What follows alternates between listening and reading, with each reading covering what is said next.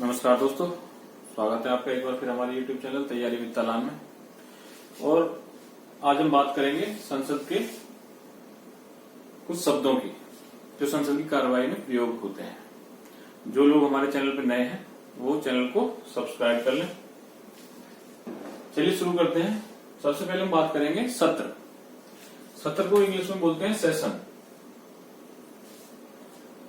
Session अर्थात जो संसद की बैठक होती है उनको ही हम सत्र बोलते हैं। संसद की कार्यवाहियों को चलने के लिए जो बैठक होती है उनको ही हम सत्र बोलते हैं। तो बैठकों को ही सत्र बोला जाता है। एक वर्ष में सामान्य तौर पर 3 सत्र होते हैं। सामान्य तौर पर एक वर्ष में कितने सत्र होते हैं? 3। कौन कौन से होते हैं? नंबर 1 है बजट सत्र,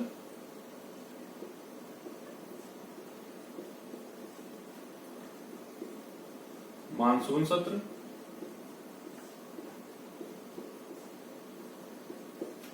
और शीतकालीन सत्र।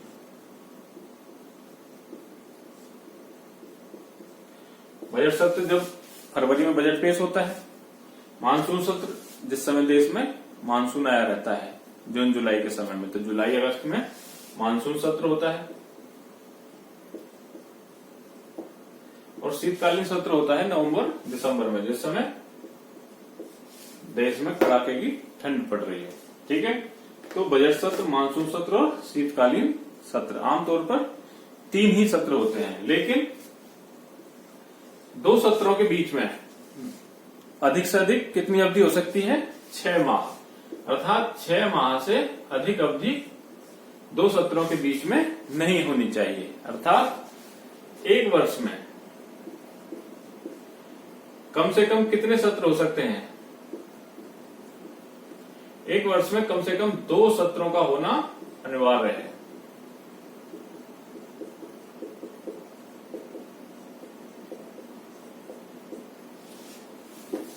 एक वर्ष में कम से कम 2 सत्रों का होना अनिवार्य है, क्योंकि 6 माह से अधिक का समय 2 सत्रों के बीच में नहीं हो सकता। ठीक है, एक वर्ष में 3 सत्र होते हैं आमतौर पे, लेकिन 6 माह से अधिक की अवधि नहीं हो सकती 2 सत्रों के बीच में, और कम से कम 2 सत्र होने अनिवार्य है। ये हुआ संसद के सत्र। संसद की जो बैठकें हैं, लोकसभा की या राज्यसभा की, तो जो बैठकें हैं वो अमूमन कितने बजे शुरू होती है?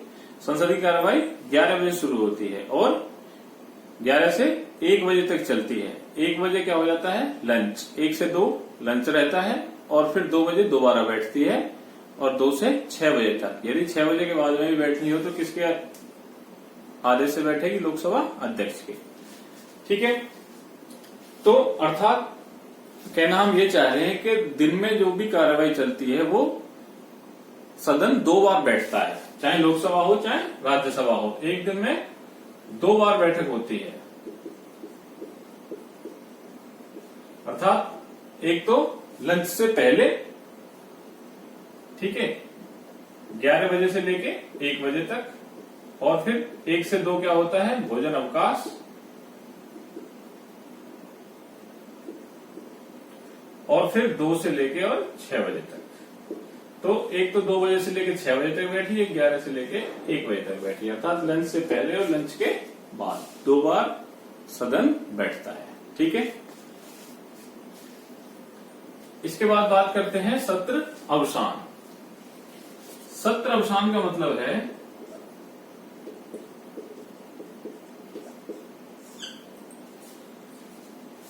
जब कोई सत्र शुरू होता है तो उसकी समाप्ति को सत्र अवसान बोलते हैं। उसकी समाप्ति और दूसरे सत्र के शुरू होने से पहले, अर्थात 2 सत्रों के बीच में जो 2 सत्रों के बीच में जो अंतराल है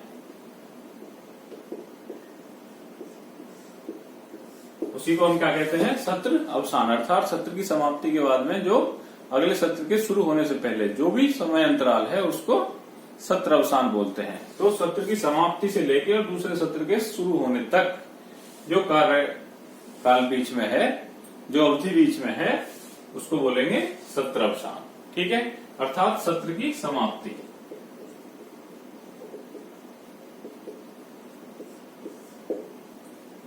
सत्र की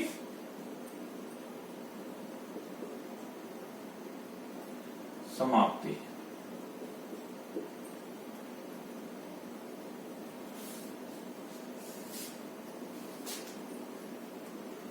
सत्र का प्रारंभ और सत्र का अवसान दोनों किसके कहने पे होते हैं? राष्ट्रपति के कहने पे। इनकी पावर किसको है? राष्ट्रपति को। अर्थात सत्र की शुरुआत भी राष्ट्रपति के कहने से होगी और सत्र का अंत भी राष्ट्रपति के कहने से होगा। अर्थात सत्र अवसान और सत्र का प्रारंभ दोनों किसके कहने से होंगे? राष्ट्रपति के।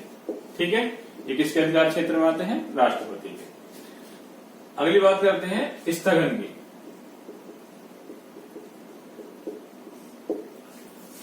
स्थगन का मतलब होता है कि सदन की कार्यवाही को कुछ समय के लिए रोक देना। स्थगन का मतलब है रोक देना, मतलब सत्र को पूर्णतः समाप्त नहीं किया जाता, बल्कि सत्र के बीच में ही कुछ दिन के लिए या कुछ घंटे के लिए या अनिश्चित काल के लिए सत्र को जब रोक दिया जाता है तो उसको हम बोलते हैं स्थगन। ठीक है, एडजॉर्न। एडजॉर्न का मतलब होता है स्थगन। तो जब सदन की कार्यवाही को क्या है, कुछ घंटे के लिए, कुछ दिनों के लिए, एक दिन, 2 दिन, 3 दिन कार्रवाई को रोका जा सकता है। अर्थात जिनमें हमें डेट पता है, इनमें क्या होती है, हमें डेट या समय पता होता है। समय की हमें पता है कि अगली 10 तारीख तक सदन की कार्यवाही को स्थगित किया जाता है या अगली 11 तारीख तक सदन की कार्यवाही को स्थगित किया जाता है। अर्थात हमें पता है, या सदन की कार्यवाही को अगले 2 घंटे के लिए स्थगित किया जाता है। इसमें हमें पता है कि अगली बैठक कब होगी। लेकिन एक है अनिश्चितकालीन।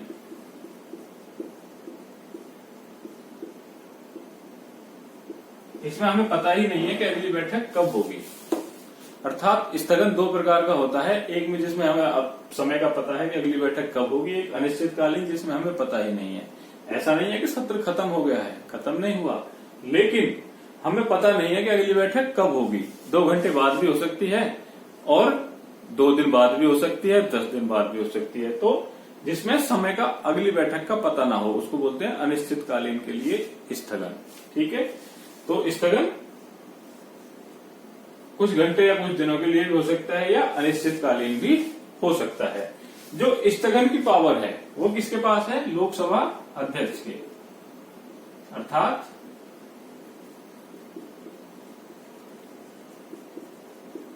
इस चीज के ऊपर निर्णय कौन लेते हैं? लोकसभा अध्यक्ष या जो भी पीठासीन अधिकारी है वो इस चीज के ऊपर निर्णय लेगा कि सदन की कार्यवाही को कितनी देर के लिए स्थगित करना है। ठीक है, ये हुआ स्थगन। इसके बाद आते हैं विघटन। विघटन का मतलब है कि लोकसभा को पूर्णतः भंग कर देना। राज्यसभा का तो विघटन होता नहीं है, राज्यसभा तो एक स्थायी सदन है। तो लोकसभा का जब पूर्णतः लोकसभा भंग कर दी जाती है, भंग कैसे होती है लोकसभा? एक तो अल्पमत में चली गई हो, अर्थात विश्वास मत खो दिया हो, अल्पमत में सरकार चली गई हो, तो राष्ट्रपति के द्वारा, इसकी पावर भी किसको है? राष्ट्रपति को। ठीक है, एक तो सरकार अल्पमत में चली गई हो, अविश्वास प्रस्ताव पास हो गया हो तो भंग की जा सकती है। दूसरी, मंत्रिमंडल के कहने पर, मंत्रिमंडल के कहने पर राष्ट्रपति लोकसभा को भंग कर सकते हैं। तो इन 2 प्रकार से लोकसभा विघटित हो सकती है। अर्थात लोकसभा का विघटन, एक या उसकी अवधि पूरी हो गई हो, जब 5 वर्ष पूरे हो जाते हैं तब भी जब कार्यकाल पूरा हो जाता है तो लोकसभा को विघटित कर दिया जाता है।